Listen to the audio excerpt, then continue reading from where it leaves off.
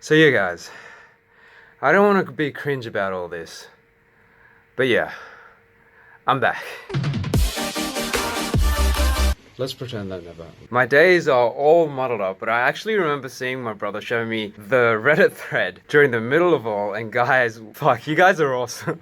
My brother made a post updating you on what was going on and what was going on in ICU and on that I was fine. I even dabbed when they were about to send me to surgery because they told me, this would be the last time I'd be able to move my arms for a while. He posted, telling you guys that things were okay, but I'm not gonna lie, for a bit there, it really wasn't. So bypass surgery at my age is weird. I mean, they have to cut open your chest and then take, an artery from another part, bypass it around, the blockage that you've gotten so that the rest of the heart, even if that blockage became too thick, could still keep pumping. It seems crazy, it is painful, but they do thousands of these a year. But the thing is, during surgery, shit got real. I mean, it got a lot worse. I'm not 100% sure on the specifics. I'm sure it'll be a great read for when I get my discharge summary. But basically, sometimes when you open your heart, you can get this buildup of pressure from fluid or bleeding that makes it so hard to pump, you can literally die. It's called tamponade, and that's what actually happened to me for a bit. But my God, guys. I mean, I already have the utmost respect for my nurses. They're not only the people between the front line of you and death during chemo, or any hospitalization for that matter, they're not only trained pretty much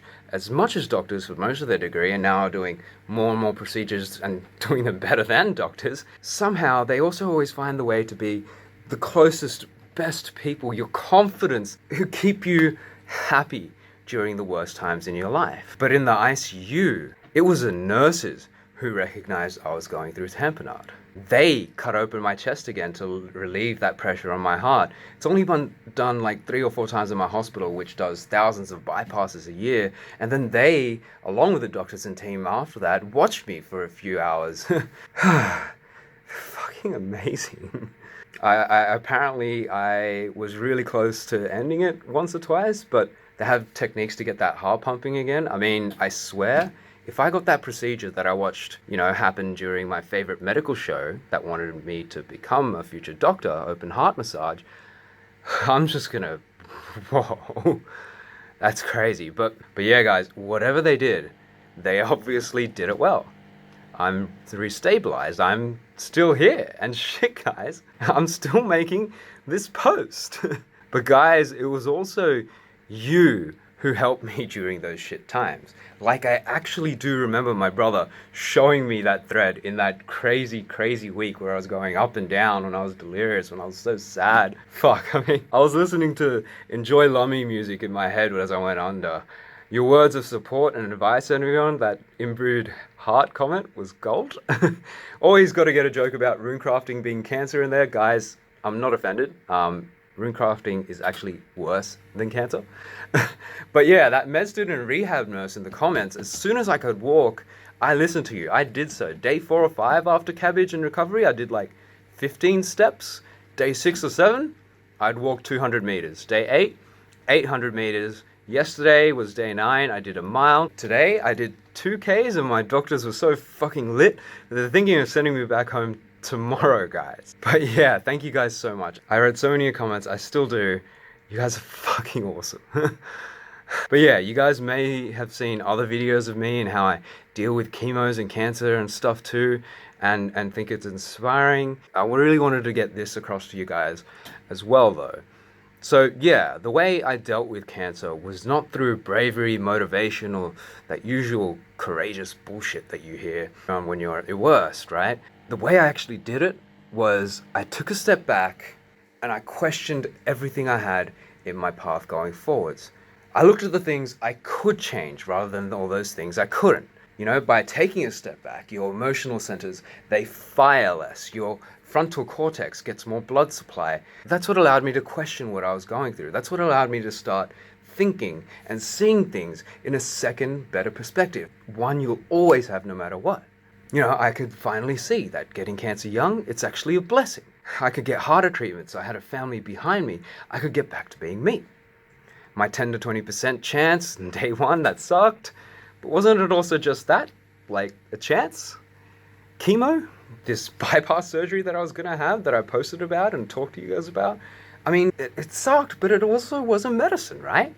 The very thing that could get me through this. Now, this mentality, it's kept me sane over the last decade or so. It's helped me bounce back from tragedy after tragedy. It's helped me ignore chronic pain. It's helped me do some awesome other things, like play poker professionally by always thinking a step ahead. It's helped me win international essay competitions, create this awesome startup we're working on that's Australian Student Startup of the Year and more, but it can help you do so much. It helps you focus, and the best thing about it, it's evidence and science-based. You don't have to believe in anything to do this. It's all there in the literature.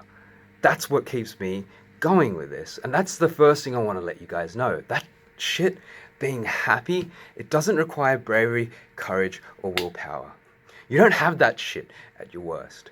It's impossible to feel that way all the time. As I said, taking a step back, thinking of things objectively, makes you more logical, less emotional. And over time, neuroplasticity, when your neurons fire together in thought processes, they wire together. That makes these thought processes, whatever they are, if you want to just continually keep improving, if you want to change the way you look at food, lose weight, if you want to motivate yourself to keep grinding on 200 mil RC, okay, don't go that far. But whatever it is you want to do, you can hack that brain of yours to make it always keep you going on the path that leads you to the highest chance of happiness and success. But I also want to let you guys know what happened the other day on, I think it was Tuesday, because that's the most important thing about this all. Tuesday, December 3. That surgery and that near-death experience, that was about a week ago now. Things were getting better. That was the day I'd walked 800 meters. Everything was gonna be all right. Dude, enjoy Lomi. I can't believe you actually responded to my comments. Randy, friend, everyone, what the fuck? But I mean, at the same time, you know, when I knew that these things were getting better, I was sitting there in the shower.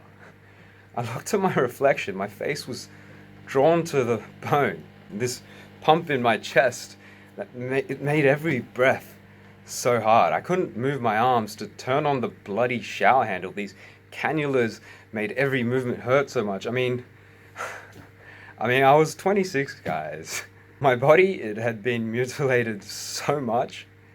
I couldn't shower on my dude. People were feeling sorry for me. I was fucking feeling sorry for me at that time. That shit hurt.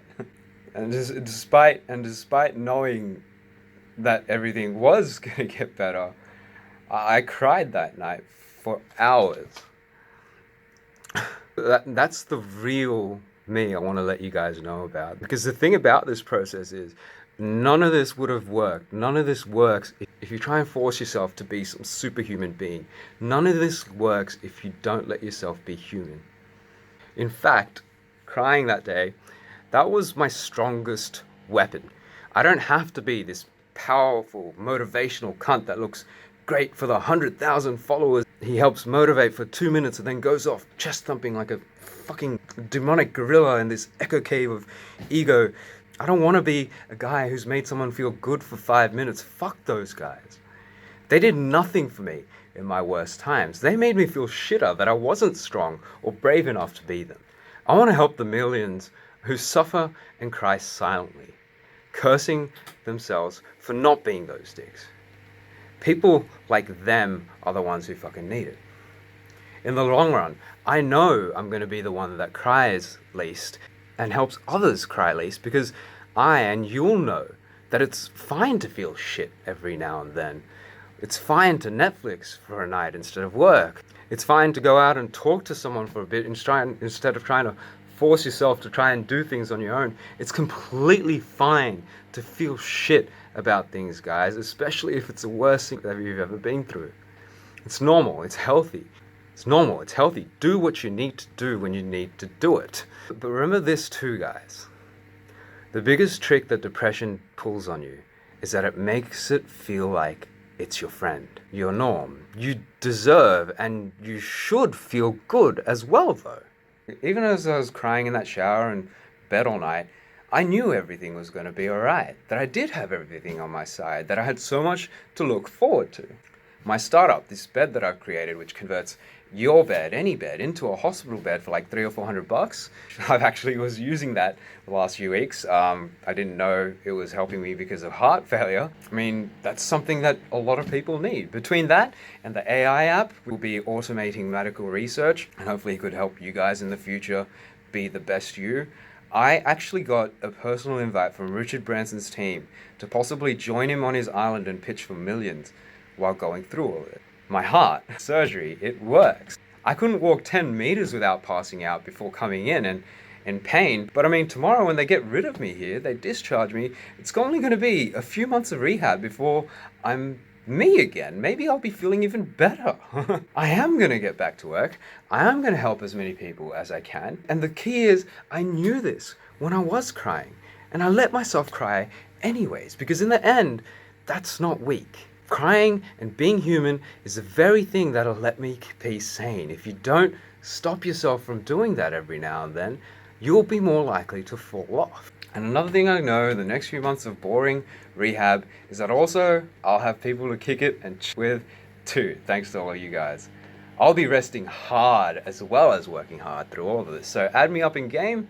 I'll join 25 Buttholes Goon Squad, go do some bosses, maybe go try and get that cape. You know what? Every cancer patient I talk to, I actually tell them to game, whether it's through Pokemon, PlayStations, or Runescape. When you play a game where you can play for hours and grind, I mean, Runescape, it's perfect for hospital. There's enough fun stuff to do along with enough grind to give yourself something to keep doing as well. I saw some of you guys are giving me some gold or silvers. I don't know how they work on Reddit, but if you guys know some sick kids, guys, just let me know and I'll transfer them some bonds. Jmods, if you see this, I don't know, like, go give out 100 bonds to some kids in children's hospital. I know and volunteer for a few. I mean, what better to get fresh young blood into this game when you give someone something to do for months when they may be suffering from something for years? I mean, why the hell not? Don't worry about donating to me, guys. My startup, I'm donating all those profits to medical research and all, but I mean, it's going to keep me sustained. I'll be set knowing that, you know, I've made an impact. I can always grind and go get money from poker somewhere. And I mean, I'm Australian too. My bill for like 3 major surgeries, thousands of dollars in medicines, and I don't know, like $100,000 of you know, hospital labor is going to be like $6. So yeah, guys, don't worry about me. I'll be good. If you do want to help me, add me in game, first off. Check out that book I wrote, you know, just in case I didn't make it or something like that. And tell me if or how it helps you achieve whatever you want to achieve. It's not your usual motivational bullshit. It's based off science and evidence, and it's also sustainable as well. It's something that you can continue to maintain. It's helped me with so much, and I think it can help you too. My startup, pretty much, the medical device, if you have grandparents or parents who could use a hospital bed, they're shown to reduce rates of falls by 30%. Or if you are looking for like an app which can help you deal with things in the most evidence-based way possible, and also let you power medical research as you get helped yourself, you can check that out too. But most importantly, guys, add me from game.